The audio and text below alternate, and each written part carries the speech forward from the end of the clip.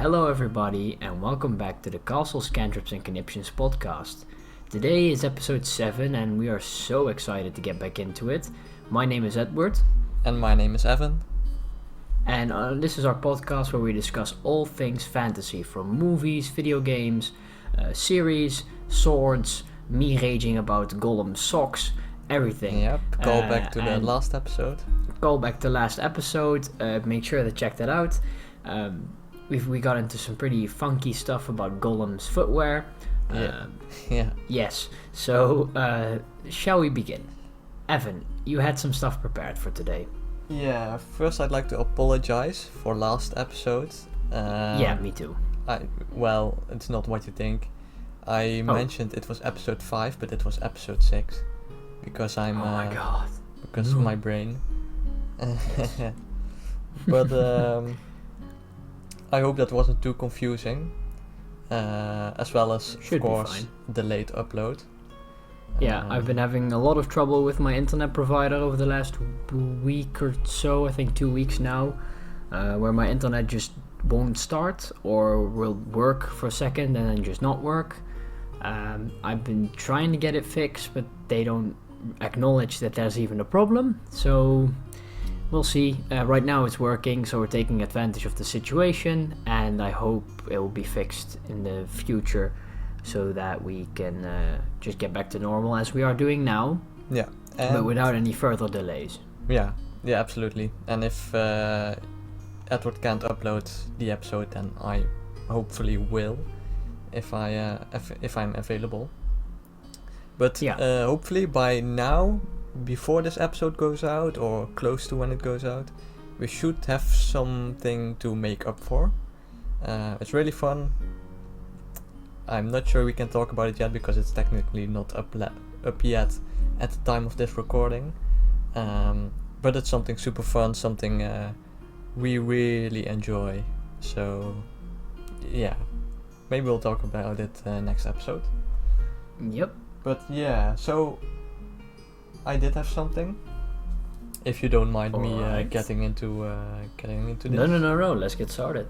So, as you maybe know, I like to scour Kickstarter, a crowdfunding website, for projects regarding Dungeons and Dragons, tabletop roleplay in general. And there's also a bunch of companies that make their own D&D supplemental books. Okay. For example, one that comes to mind is like Kobold Press, for example, or Eldermancy. Yeah. Okay. That's indeed one of them, and Nord Games also. They do a lot of stuff, and I do have a lot of books already, so I thought it could be a fun segment to every week review one of these books that I have from Kickstarter and other other stuff. So the first one that I want to do now is a book that I received a couple days ago, and it's called Zargot'S Tome of Familiars. Alright, nice. And I'm guessing it's gonna be companions and stuff. Yeah, what do you think it's about? So familiars, that's like magical followers. That's kind of what I'm assuming. So like more companions for your characters. Yeah, like pets / companions. Okay. And like these types of books, you're allowed to make with the Dungeons & Dragons license to make it compatible. Mm-hmm. So this book, this Zargot'S Tome of Familiars, its lead designer is Eugene Fanasso. Just give credit where credit is due. And of course. It's really interesting, this book, because it's quite simply, it has a simple setup. So there are a few things that this book offers. Of course, as it's in the title, it gives a whole bunch of familiars. Like a few things we've seen before, or actual whole new creatures? Some that we've seen before, some that are completely new, But what I really Okay. like that they did is they divided every type of familiar with what kind of character would use it. Oh, that's really interesting. So like a rogue would use a raven or something. Yes. Okay. But let me give an example. Like one of them Yeah. is our animated objects as familiars. So Alright. animated armor, animated shield, animated object that can be used as like a pet type. I'm guessing artificer. Yeah, so like an artificer Aha. would really like to have one. But there's also a section with all kinds of devil familiars, like small Nice. devils, but also more bigger ones. I'll just have the literal Balrog as my little companion. I'll name him Snuzzles and I'll give him little treats while he feasts on the flesh of his enemies. Yeah, that'd be quite scary. If you Mhm. turn up with a fucking Balrog. halfling on the back in of the a Balrog. Yeah. So a couple others are clockwork creatures and undead servants. Okay. So like a literal corpse that's walking around Okay. next to you. Okay. Um, This is my mom. Her name was Gwen. Yeah. But also more exotic ones like sylvan fauna. Okay. So all sorts of plant-based creatures. Alright, cool. Now, I know So- you're a fan of that, so that'd be Yeah. kind of interesting for like druids and rangers and stuff. Yeah. So every familiar comes with its own description of what it is and how you might acquire one, as well Mhm. as its own stat block with super cool and original powers and abilities. Alright, cool. Of course, the challenge rating is like 0 to 1, so Yeah, it really is. yeah, it can be really high. Yeah, it really is just a familiar to accompany you on your adventures. Page 31, the Tarrasque. Yeah, it's not that bad. It's not that bad. But yeah, it's just really cool if you want a familiar in the story or I whether you're really like pets in D&D, yeah, they can especially really since mine got murdered. true. But then you got Rip the doggo. your hamster. But there's a Yeah, couple no, other ones. I in have here. my glorious hamster. Yeah, but maybe there's a couple in this book that you might think, that's an interesting one as well. Because Go there's ahead. there's just like a ton. Let's see, there's Yeah. about 50 in here. Cool, nice. So like pick 3 that you think I'd like, Yeah, but let me. but don't get the page. obvious ones. Like surprise me a bit. Let's see. Where did I have all the small funny creatures? Yeah, here we go. So this is the section with expanded beasts. So these are just real life animals that the creators of this book made stat blocks for. And Do that they can have accompany you. koalas? Well, they do have an anglerfish. That's. So if you have an do they have beer? No, they have a red dragon. yeah. Ah, yes, I can see the similarities. Alright, go ahead.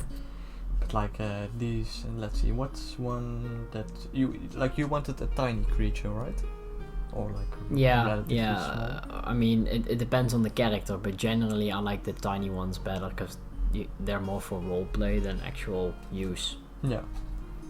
So they have a magpie, so a type of bird, Okay. as well as a hedgehog. I think that can be quite Oh, fun. can I throw him? Probably. I mean, don't throw hedgehogs, but like just for a D&D, you know, just yeet a hedgehog at a kobold, insta-kill him, 1d4 damage, and get clapped. Yeah, well, it does have the ability Spiny Body. A hostile creature that touches the hedgehog or hits it with a melee attack while within 5 feet of it takes 1 piercing damage. So you can just hits it with a throw it. melee. Why would you hit a hedgehog with a melee attack? You I don't know. monster. But that's a fun one to also use as a type of weapon. Imagine you're fighting Tiamat and she's down to 1 HP, but the entire party is down, and the one thing that remains is a hedgehog, and it attacks it, and then it just dies from the 1 damage. Yeah. The hedgehog just sacrifices itself to kill Tiamat. Damn, that'd be quite the story. Or the hedgehog Sonic, survives. you'll be remembered. Yeah. Episode 6, Sonic King kills Tiamat. But yeah, that's just an example. There's a whole bunch of others like otters, mice, hermit crab, a monkey. Ooh, monkeys, Monkey. yes.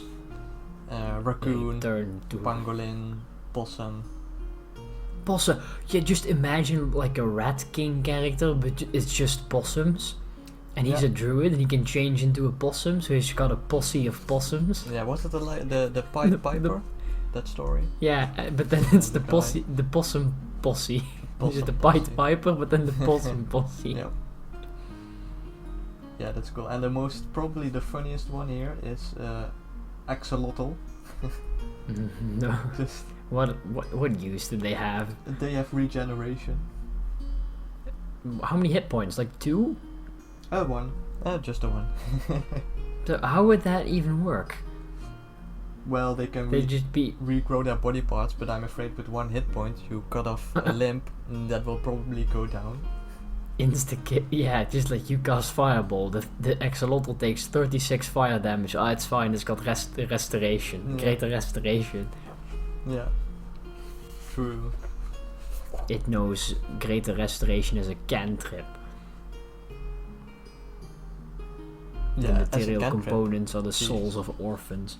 That's Yeah. overpowered. Mm-hmm. Yeah, so that's one section of the book, the biggest section, of course. But they Yeah, also the primary have focus. 2 other things. One of them is expanded feats, so new types of feats you can choose. For like pet-based, familiar-based stuff, or just in general new feats? No, they are like related to the familiars. So Okay. let's get an example. Page 8. Animal thrower, perfect for my new character. Yeah. Here we go. Rosemary chucks a weasel at somebody. Yeah. It's a hamster, but that's fine. So one of the feet in the Clockwork creatures section is called Tinkerer. You master the artificer's art of creating clockwork creatures. Artificer. As a light Huzzah. activity during a long rest, you use Tinker's tools and 50 gold pieces worth of metal, which is consumed during the process to create one of the following creatures. And then you get a list of the okay. creatures that are in the book. So you You can make a literally dog. create your own familiars That's awesome. as like a clockwork creature, of course. It's really cool. I've been thinking about this like character concept for like a gnome tinkerer who makes like toys, but he can use the toys as weapons. So it's like a Furby, but it can just kill people. I mean, normal Furbies can already do that, but you know, like even more efficiently. Yeah, so also one other feat here is that you can attune up to 6 clockwork creatures. So you can literally have a tiny army of creatures at your Go disposal. forth, my Barbie dolls. Yeah, just hotwire some C4 to one of them and just send them into... Oh my god. Go Ken, go! For my master. Blows up. Yeah. Like a thermal detonator. No. Like make a bunch of Barbie dolls and then put a bunch of glyphs on them that hold spells, and then just put fireball on each one of them, Ooh. and then just throw a handful of Barbie dolls at a guy and they just explode. You have literally just made a grenade in the shape of a Barbie doll. Yes. But yeah, that's just one of these things that this book You know? allows you to do with this new expanded rules. The Barbie bazooka. Just fucking launch just Barbie dolls with fireball. Yeah. So Put a bunch of them in a bag of holding, turn the bag of holding inside out, just shoot 6 Barbie dolls laced with fireball on 6th level at your enemies. Yeah. He takes Or just 40 d20 damage. like a claymore, like the one that you Yes. place with lasers. You just place them Yes. and just add like a reaction or something. But if the Barbie doll senses movement, it explodes or it releases the fireball. You can just set up some traps. Yeah, just lay a minefield of Barbie dolls. Jeez, a minefield, yeah. And that's just stuff you can do with this. Another one that I find quite funny is the alchemist feat. You can do basically have the same stuff as a clockwork creature, but instead you create a bottle with a familiar in it, and if you drink this bottle, you get different powers. So we have like a green ooze, flayer mind, like a mind flayer type of creature, and you can just chuck these potions which have living creatures in it, and just yes, chuck a mind flayer and get +1 to death. Become Geralt. Become Geralt, yeah. You get these different powers if you consume these potions that you create. Okay. But yeah, that's just what's so cool about this book. It's super easy to use. It's not like it's this huge setting with all sorts of spells. No, it's just the different sections with the feet at the top, and then a whole bunch of creatures per section, per like class, so to speak. Alright. The last thing Sounds good. in this book. Yeah. Sorry if it goes on for a bit too long. No, it's fine. Just, I mean, really excited like, to it start doesn't using matter it. how long the episodes are. To me, it doesn't, at least. Alright. Good, yeah, I don't mind either. And we're only just in. But the last feature that's in this book is a new character class. Okay. Or race, apologies, is the Soulbound race. And this one is super fucking cool. Tell me. This one basically allows you to turn into an animal shape at will, pretty much. That's awesome. So it's like Druid, but better. Yeah, absolutely. It's not like a big creature or something. And it's also a race, so it's super quick to assign. Oh my god, I'm gonna play that next. So let's see. Yeah, I've got the page here. So you just I have an idea. Oh, sorry. Yeah, go ahead. Yeah, let me read characters, what it's characters about. as you tell me this. Yeah, Soulbond. Sorry, is the ability that this race has. You are born with a manifestation of your soul in animal form that serves as a companion. Anime form. Become anime. Yes. My character is actually Giorgio. You may choose the form it takes when you create your character. This soulbound creature is unshakably loyal, obeys your telepathic commands, and is immune to being charmed. Your soulbound companion can magically communicate simple ideas, emotion, and images telepathically with you. So just whenever, like you don't need to. It's basically like an airdrop. You can just airdrop pictures to your dog. Yeah. Thanks. Like, okay. all the time. In combat, your soulbound companion takes its turn immediately after yours. It has resistance to all types of damage. Holy. However, when it does take damage, you also take that damage. Oh, that's interesting. So for example, if it takes like 4 slashing damage, meaning it would take 2 slashing damage, would you still take the 4 or the 2? What do you mean? Like. So, let's say I have like a fox and it gets hit for like 4 slashing damage. Oh, but because it has resistance. It would be half the 2. Yeah. Would I then take 4 damage or 2 damage because I don't have resistance? No, it's just 2 damage. It's just like whatever damage they actually take is the damage you also take. Yeah. As well as their hit point maximum being increased by 5 times your level. So it's higher than like a normal animal of this. This type. Okay. So it's kind of like a spirit. Yeah, and if it dies, it reappears after a short rest.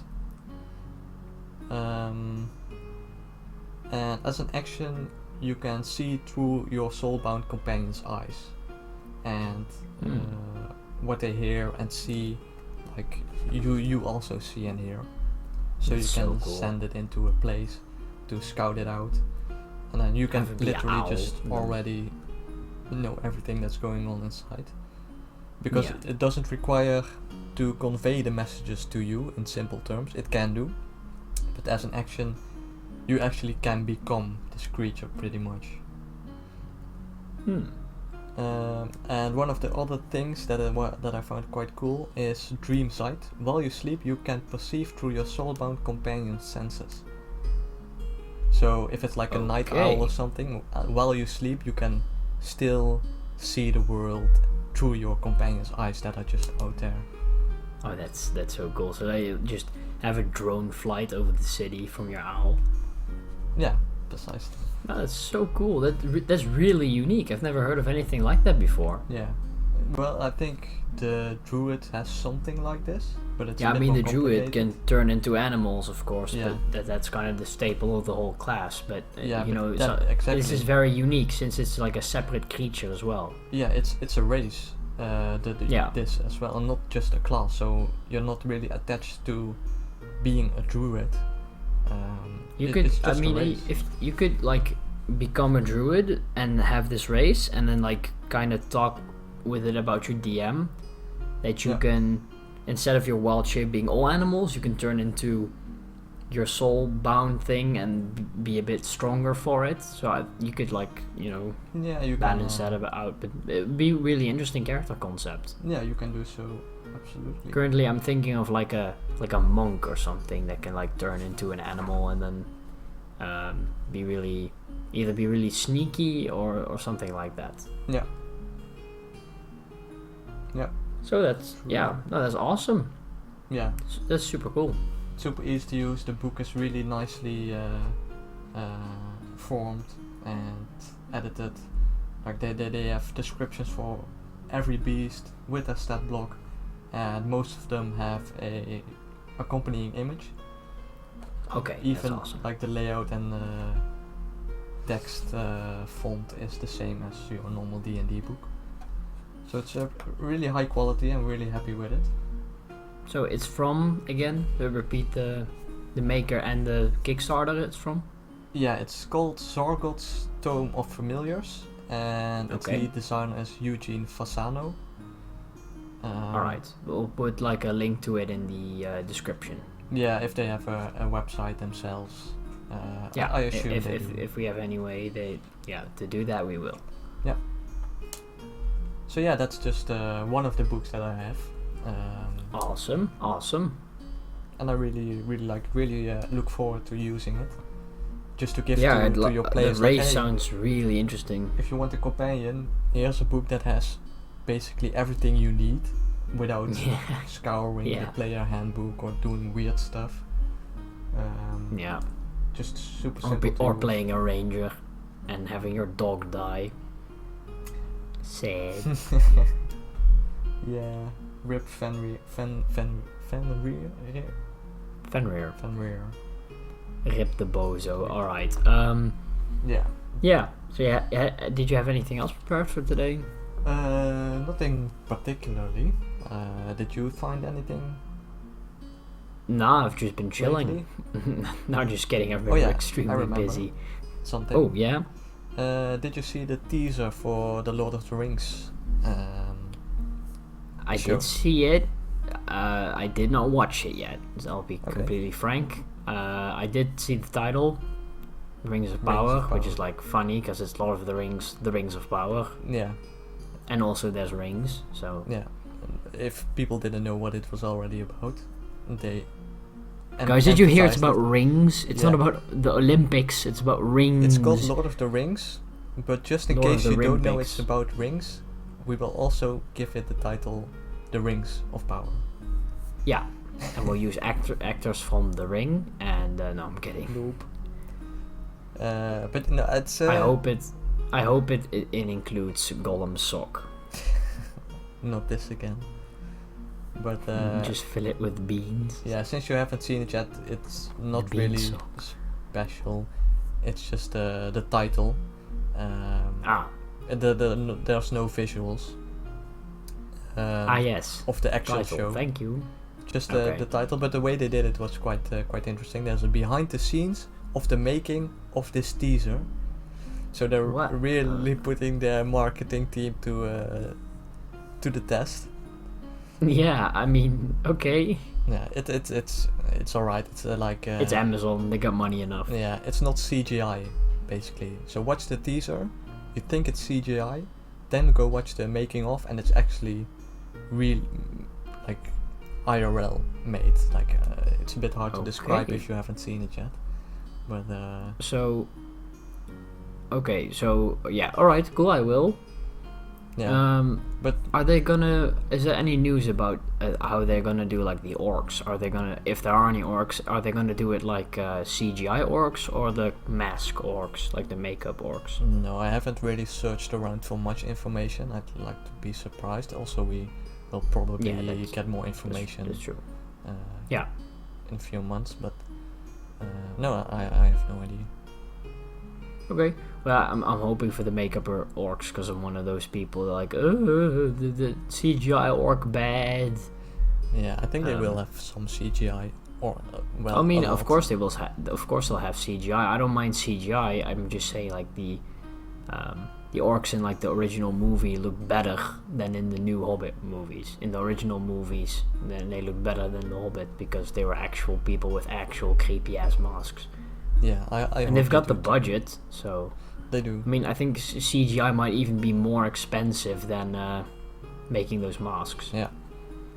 I'm then not sure. Then again, CGI is getting easier and cheaper, so Yeah. maybe. But you know, they've got the money, might as well put in the quality. So Yeah.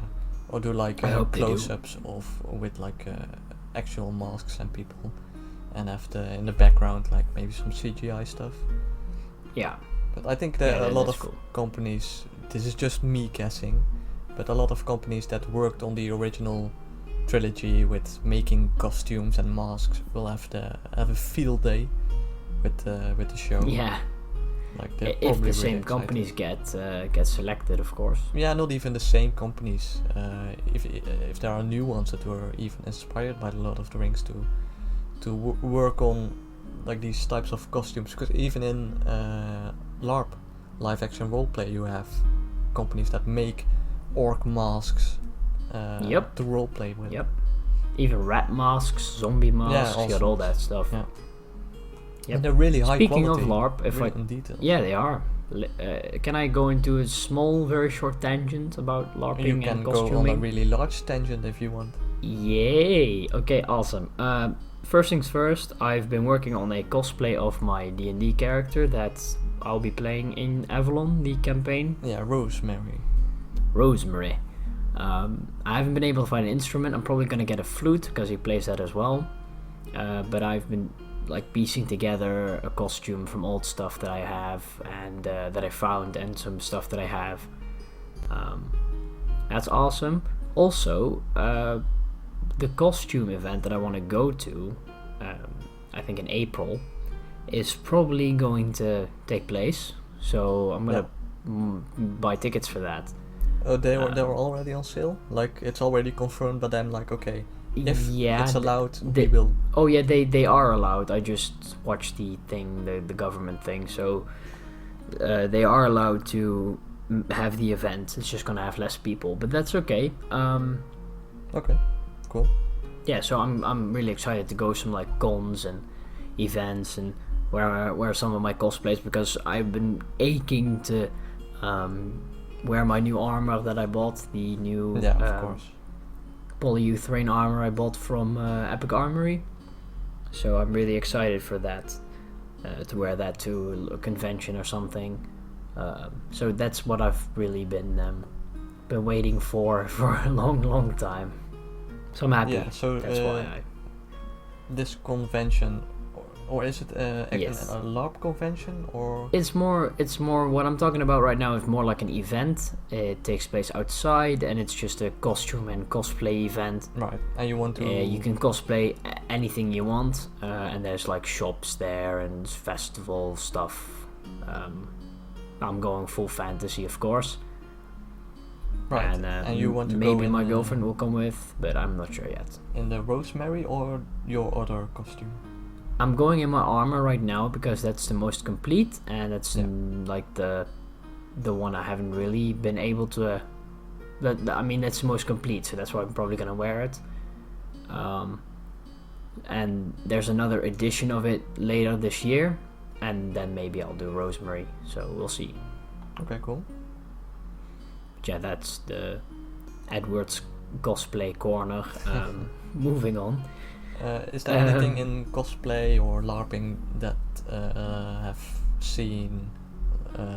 been introduced, like new stuff? Yeah, what I talked about, the armor that I bought, the polyurethane armor, that's actually becoming more and more prevalent. There was a lot of LARP organizations that didn't allow it before because of, lacking realism, but Right. just from looks, the untrained eye most of the time can't see if it's real or not. No, I think that's quite difficult. I mean, you can see the difference, but in like the heat of battle or from a distance, you're not going to notice it. Especially if you have like other clothing pieces as accessories. Yeah, of course. And you're to gonna mask in it a battle, bit. you're gonna be focused on the other guy's weapon, not his shiny armor. No. No. So yeah, that's becoming more and more accessible because it used to be quite expensive. It still is quite expensive, but like relatively cheaper. For like a full set that I was looking to buy earlier this year, I was looking at like 1,600 euros for Right. just a full set of armor, not even a helmet. But now Epic Armory, which is like the biggest LARP supplier of the world, they've released their own branch of polyurethane, and it's I think $350 for a full set, so that's much more affordable. Yeah. Still a big, it's a bit expensive for most people, but if you're really into the hobby, then it's a lot cheaper than having a 1,600 euro custom suit of armor. Yeah, and probably lighter as well. Yeah, that's the thing with polyurethane. It's not metal. It's it's like what do you call Yeah, it? it's like a Stuff type polymer. of plastic. Yeah, basically. I don't like using plastic because it always feels real cheap to say, but I mean it's proper quality. It's It is. light. It's slightly like it's flexible, so if you fall, it's not gonna break. Yeah. It's not gonna crack. Yeah. For is LARP it, and costume purposes, it is so comfortable to wear. It's really high quality as well. Do you have polyurethane pieces? Yeah, I have a chest piece. I have a full-on chest piece, like back and front. I have a helmet. I have arm guards. I have shoulder guards. I have tassets and shin guards. So I have a pretty full set of armor. Yeah. Okay, cool.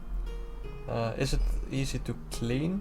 Because I Oh, remember you mentioning like your sword that you really need to keep it dust free because it just it doesn't come off. Yeah, easy. my sword is made from latex, so that Right, yeah. attracts a lot of dust. I do have to spray it with this spray to keep it moisturized. But my armor, I don't need to do any maintenance at all. Which, from a person that I collected metal armor before this. I have quite a few metal pieces that rusted, and I had constantly had to clean it and care for it, and I had to be careful about how I stored it, and it was all super expensive. And this is just like, okay, 300, I'll have a full set, and literally do not need to do any maintenance at all. It's light, it's comfortable, it's affordable compared to metal armor. So I was like, why not? And Yeah, why if not? you're putting it on for longer amounts of time, like me going to events or wearing it in battle or going to like cons, then you're not gonna want to be walking around in metal armor like I did one con where you're just extremely exhausted at the end. Yeah. It's heavy enough as it is. Yeah.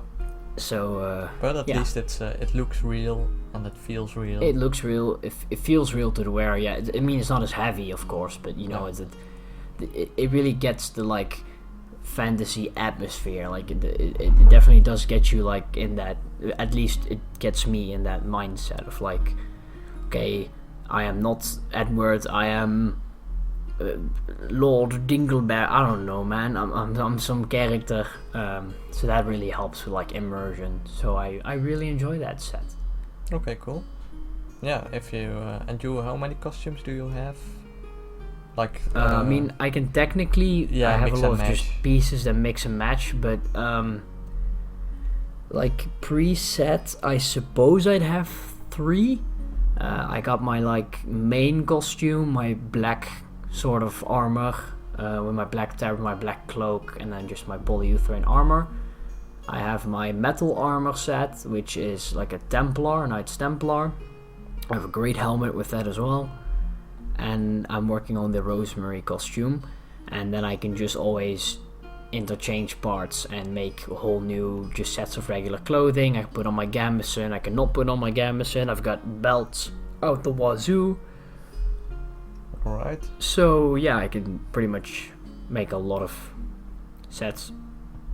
Yeah, I think that's useful as well, that you can have stuff that you can mix and match for every situation, even stuff and on the fly. I always buy some extra shirts because of hygiene. If you've been fighting or walking all day, then you really want a shirt change, because that stuff is from pretty heavy fabrics. So yeah, getting an extra shirt or 2 wouldn't hurt. No. And these shirts are normal shirts, or are they special? No, yeah, they're specially made. Like most of them are just cotton, so they're just regular, but then like a bit heavier, a bit thicker, a bit stiffer as well. That sounded really wrong. I'm talking about the shirts. So I wasn't imagining anything else. So no, you were imagining Gollum's sock. Okay. Good. So yeah, the shirts are a bit heavier. They cost around, just the average is like 30-35. But that's like the really basic models. If you want one that looks a bit better, then I suppose you could go for one in the price range from like 60 to 120. I mean, that's quite expensive, but if you really enjoy the hobby, then you like investing in it, then of course you can do that. Yeah, then it's if you use it a lot. But it depends, honestly. I mean, I use just a regular shirt for some costumes, because that's fine. You know, if it's fine, it works, then why change it? If it's comfortable and it works, why change it? I'm not gonna take off my modern shoes to wear some medieval shoes because immersion. Nah, I'm just gonna wear my modern shoes and put some leather caps on top of it, and it looks perfectly just like a boot. Yeah. So that's fine too. I remember you mentioning this YouTube channel that advises people on LARP clothing and stuff. Yeah, it's Living Anachronism. Kramer Kwalik. He's a really nice guy, really know his and stuff. he also teaches people how to make LARP costumes on a budget, like literally turn a modern hoodie into like a Viking hoodie, and like a medieval hood, and how to make a cape or like a cloak out of a blanket. You know, it's like cheap alternative options, but it's cool, it's interesting. I'd rather just buy the finished items, but yeah. Yeah, I guess. I'm a busy man. Yeah, if you learn how to like make clothing pieces, I think it could be quite useful in LARP. Yeah. Also just fixing stuff in general, because I can imagine that in LARP and combat situations that something gets ripped or torn. Yeah, that's always like that's always a thing that can happen. But I mean, of course it gets hurt. That's the thing about the why I get it from like not the reenactment, but the LARP stores, because the LARP stores don't have realism in mind per se. It's like it looks authentic, so that's fine. which I think is fine as well. If you're not reenacting, then why get all hard ass on it? Yeah. So it's just modernly washable. Like, it's really easy. Yeah. No, that's. I didn't imagine it was that thought out. That it was. Oh yeah, it is. Such a popular. Like, what do you qualify LARP as? Because it's not a sport. It's live. It's live action roleplay. That's literally the name. It's so for most. It's just like a hobby. It's something I don't know unique. how it's classified officially. Different. Yeah, it is. I mean, it differs from country to country as well, especially like the certain rules and like expectations they have of the player. Because like in Europe, the bar is way higher on costume design. Like, you can wear nothing modern. Yeah, it is. In Europe, especially Germany and like the more like Western Europe, the bar is really high on like what you can and cannot wear and what you can and cannot bring. Okay. I mean, it's not all of the events, because there's a lot of different events, but generally speaking, the bar is much higher than the US, where you can.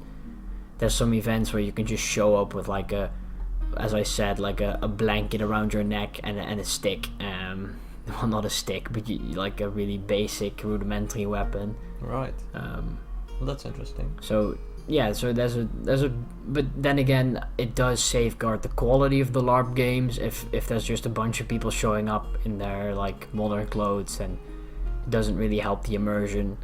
No. But it can be said that it's kind of gatekeeping new players, because you have to spend a lot of money.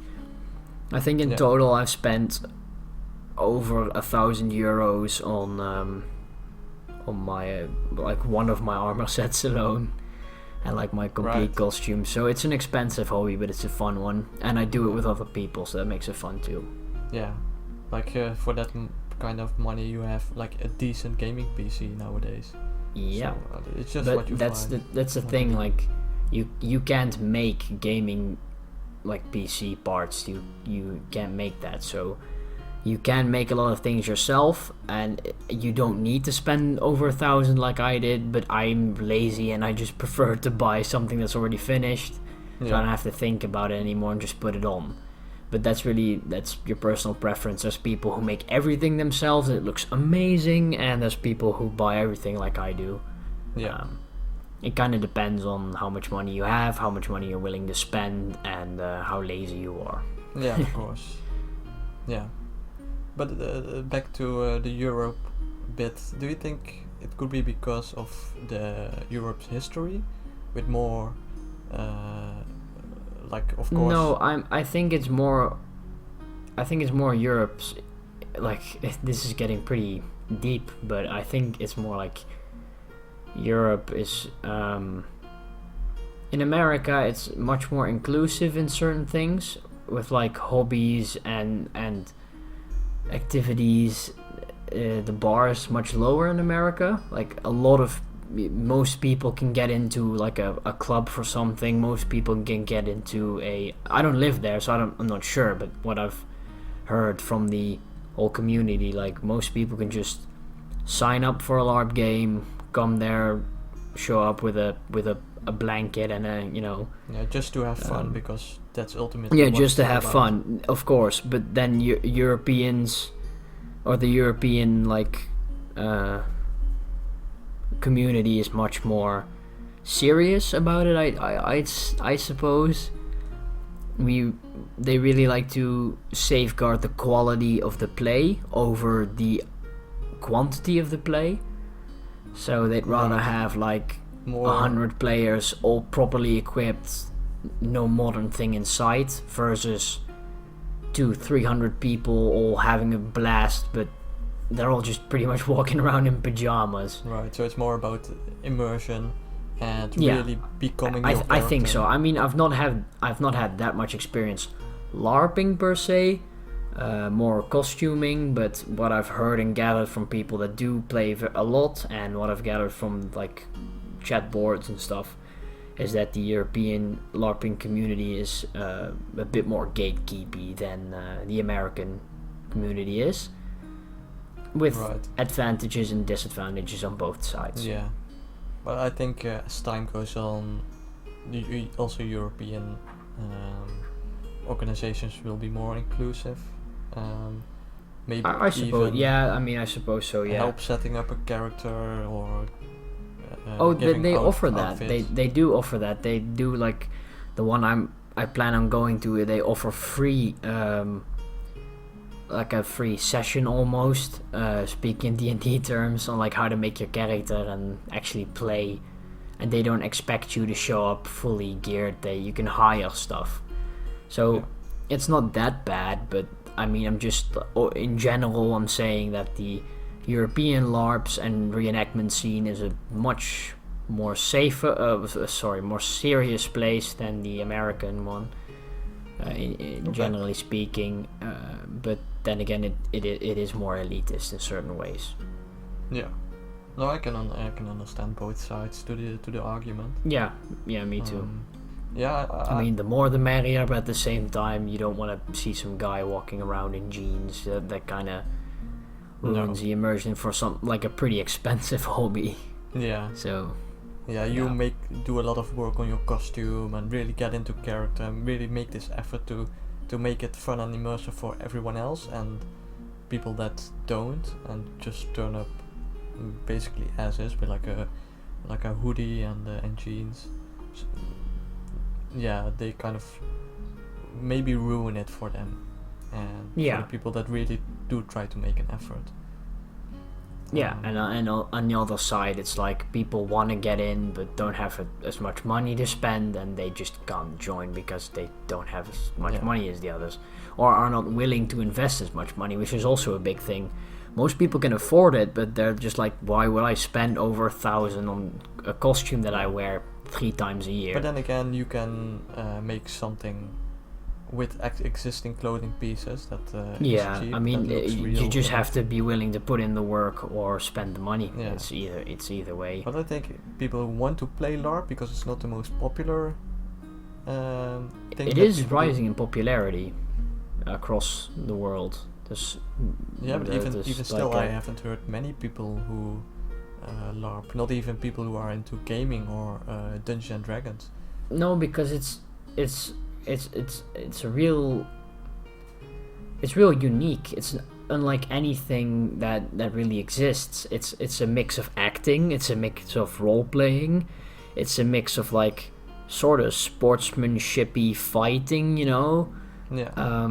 And there's a lot of, and so if there's a hobby with so many aspects, that there's more chances for people to be turned off. Like, okay, I enjoy acting, I enjoy the whole role playing, but I don't really like the fighting, or I don't want to run the entire time, or right. But there's places for. There's and within LARP there's like taverns and stuff. You can just vibe. Yeah, I also think it's stepping out of your comfort zone a little bit. Yeah, that's for a lot of people.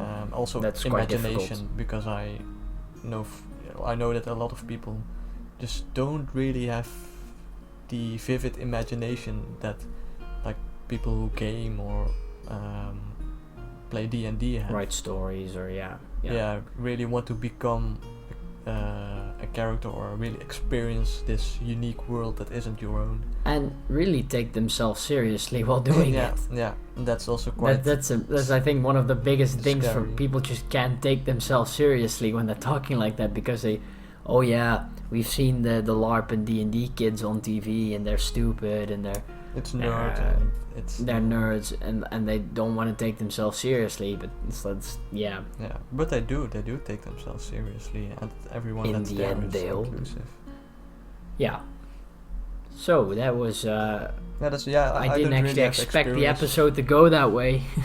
Well, that's the thing. Talking about LARP, that's awesome. I wanted to talk about stuff like that. Like I don't have much experience with LARP. Actually, I don't have any experience with LARP. I did talk to someone a while back that they wanted to try LARP, and I was like, hey, I want to try LARP as well. But it never came of it. But maybe in the future I'd really like to experience it. And not just with a small group. I like full scale like 100 people or something just that's a fun thing. It's a pretty adventuring. It's a pretty welcoming like community. Because I'm new. I'll be honest, I haven't played any bit of it. I roleplay, I make costumes, I sword fight, but I don't do them all at once. I want to, but all the the funny poo-poo virus cancelled all my plans. So I'm we just have to deal with it. We do. But in the meantime, I play D&D and I sword fight separately. So. Huzzah. Really like to hype up really once it's when you can. Yeah. Also, the thing is like you can't legally camp outside in the country where we live, but like the YouTuber we talked about before, Living Anachronism, he just takes his LARP costume or like his fantasy costume, gets a bunch of fantasy equipment, and just goes camping in the woods. And oh my god, I would kill a man to go there, man. Yeah. That would be so cool. Yeah, just like cooking some eggs on a fire, having some ale. Oh god, that'd be so good. Yeah, that's the advantage that some countries have. Yep. I mean, we can still do it in the back garden. Yeah. Just put some tents in the back garden. Someday we'll go to I don't know, Canada or something. Or like even just the UK, and just like partake in a huge LARP event, because they definitely are. The ones in the UK are insane. Yeah. There's like battles with like 1,000 people. It's so crazy. Huge. They have like smoke over the battlefields and different battle formations. They just build whole ass like wooden palisades and castles for people to fight on top of, like guetes and stuff. Yeah, I think it's called, what is it, Empire LARP? I might be completely wrong. I'm not sure. But as far as I have heard, it's like everyone brings their own tent, and it has to be in the style of a medieval tent. That's with most LARPs actually, as well as these situated camps that you can travel between. And then like fights break out between camps and the factions. That's what the word was. Factions. We want factions. Different factions, yeah. And you can trade with the in-game currency, and like sell actual stuff that you make. So it's like a combination between a LARP event and a convention. And like just a regular convention. Yeah. Oh, that's all. Okay, so when and where and how are we getting there? Yeah, I'm gonna look it up right now. Some research. I think it's called Empire LARP. I think I'm not sure if it's the biggest one, but it's the one that has been mentioned the most to me from people that I follow. So can you find it? Because I'm not sure if they have anything. I mean, I found Empire LARP. The upcoming 9 distinct nations, blah blah blah. Although the players are all fundamentally on the same side, there's a rivalry between nations, players competing against each other, blah blah blah. I think this could be it. I'm not sure. It does sound right. It looks good, like the costumes look great. Yeah, pretty cool. So that's the UK. Yeah. 4 Empire events each year. Well, none at the moment. It soon. Someday. Yeah, but just once you do some LARP, I'll tag along at some point probably. Yeah, probably bring you over. I have a few people that want to go with me that already have their costumes, so we could go in like a small group already. But what I was gonna say, by the way, you mentioned like the accurate like tents. Yeah. Not all of them, but there are quite a few events here as well in the local region that have that. Not necessarily like the nation thing, but there's like a camp with accurate tents and stuff. So yeah, that does exist.